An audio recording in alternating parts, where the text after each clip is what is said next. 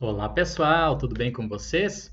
Então hoje nós estamos aqui para fazer uma breve revisão a respeito das nossas 10 primeiras aulas, onde nós discutimos muitos conceitos super importantes para quem quer aprender mais a respeito da genética e da biologia molecular. Bom, pessoal, nós começamos aqui comentando um pouquinho a respeito do histórico. Então nós citamos aqui Mendel, que foi basicamente aí um pesquisador que propôs que existiam dois fatores que se combinavam no momento da reprodução. Então, um desses fatores era produzido pelo homem e o outro pela mulher, ou um pelo macho e um pela fêmea, dependendo da espécie que a gente esteja falando aqui. Esses dois fatores se combinavam, então, para formar aqui um indivíduo de uma geração subsequente. Mas o que eram esses fatores aqui? Há milênios a humanidade se perguntava isso. O que era responsável pela hereditariedade? Então a gente avançou um pouco aqui nos nossos conhecimentos e a gente mostrou para vocês lá nas primeiras aulas que o DNA era a molécula responsável pela hereditariedade. A gente conversou aqui que o DNA, vou tentar desenhar aqui para vocês, o DNA, essa molécula bonitinha em alfa hélice, ai que difícil, em alfa hélice, ela é constituída de nucleotídeos. E nós temos 4 nucleotídeos diferentes, constituindo cada uma das nossas moléculas de DNA. São eles a adenina, a guanina, a citosina e a timina. As duas primeiras, a adenina e a guanina, são as purinas, e as duas últimas, a citosina e a timina, são as pirimidinas.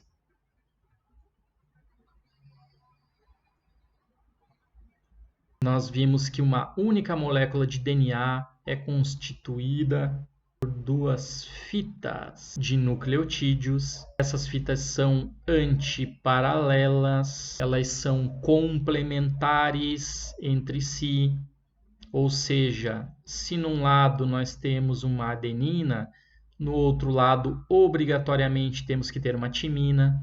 Se aqui na fita da esquerda temos uma timina, obrigatoriamente na direita temos que ter uma adenina. Se aqui temos uma citosina, citosina, vamos colocar aqui 3 citosinas. Obrigatoriamente do outro lado nós temos que ter uma guanina, guanina, guanina. Por que isso, gente? Porque nós vimos que existe o pareamento específico entre os nucleotídeos. Adenina e timina se estabilizam aqui por duas interações de hidrogênio. Já a citosina e guanina, vou fazer um pouquinho mais para baixo aqui para dar um espaço maior. Então, uma guanina de um lado, citosina do outro, sempre uma purina com uma pirimidina. A guanina e a citosina se estabilizam aqui por 3 interações de hidrogênio. Então a gente viu que as interações aqui da molécula de DNA, quando elas são feitas G com C, elas são mais fortes, mais duradouras. Já as interações de A com T são mais fracas. Nós vimos então que nós temos 46 moléculas de DNA dentro de cada um dos núcleos das nossas células. 23 moléculas de DNA vieram do nosso pai, as outras 23 moléculas de DNA que nós temos vieram da nossa mãe. Então, nós somos seres considerados diploides, nós temos 2 conjuntos cromossômicos iguais. Lembrando, né, pessoal, isso vai ser discutido mais para frente no curso, mas as mulheres, então, têm os cromossomos sexuais iguais, elas são o sexo homogamético, são XX. Já os homens são um sexo considerado heterogamético. Os homens têm 2 cromossomos sexuais diferentes, são os XY. Nós vimos que se nós somarmos todo o DNA contido nessas 46 moléculas, nós temos cerca de 2 metros de DNA para ser empacotado, para ser guardado, para ser armazenado dentro de núcleos que têm aproximadamente 6 micrômetros de tamanho. Ou seja, nós temos muito DNA para ser empacotado em um volume muito pequeno. Então, nós vimos que esse formato alfa-hélice do DNA aqui é um formato basicamente de laboratório. Ele não está dentro dos nossos núcleos dessa maneira aqui. O DNA, para ser corretamente armazenado, empacotado dentro dos núcleos das nossas células, ele precisa estar no formato de cromatina. Nós vimos que a cromatina pode ser aquela cromatina mais relaxada, que provavelmente ali tem uma mensagem que está sendo lida no DNA, ou a cromatina pode ser aquela mais condensada, onde provavelmente o DNA não precisa ser acessado exatamente ali naquele momento. Nós vimos que para a formação da cromatina, é necessário que o DNA primeiro se organize em nucleossomos, que são aí basicamente estruturas proteicas ao redor do qual o DNA se enrola. Então, cada um dos nucleossomos basicamente é um octâmero de proteínas histonas.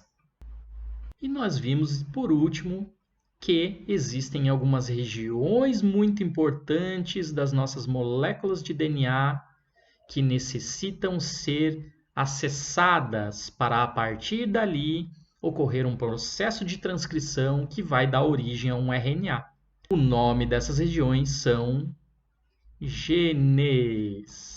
Então, os genes nada mais, nada menos são do que uma sequência de DNA a partir do qual surge a produção de um RNA. E para que esse RNA é produzido?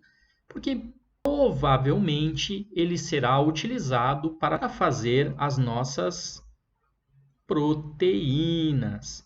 Não há vida nesse planeta sem a produção de proteínas. E agora, na segunda parte deste curso, pessoal, o nosso objetivo é justamente entender, então, a molécula que é produzida a partir do DNA, ou seja, RNA. Nós falaremos a respeito do processo de transcrição gênica, nós falaremos a respeito da estrutura do RNA, nós falaremos a respeito do processamento que esse RNA precisa sofrer para sair de dentro de cada um dos nossos núcleos e poder acessar o citoplasma, onde ele ajudará na produção de proteínas. Nós falaremos a respeito dos tipos de RNA que nós temos, entre outros assuntos, até chegar na terceira etapa do nosso curso, mas esse é um assunto mais adiante. Eu espero que vocês tenham gostado desse vídeo resumo. Se alguma dúvida permaneceu, podem deixar os seus questionamentos aqui nos comentários desse vídeo ou acessar cada uma das nossas primeiras 10 aulas que explicam com maiores detalhes esses assuntos que nós abordamos agora de maneira bastante resumida. Um grande abraço para vocês todos e até a sequência do nosso curso.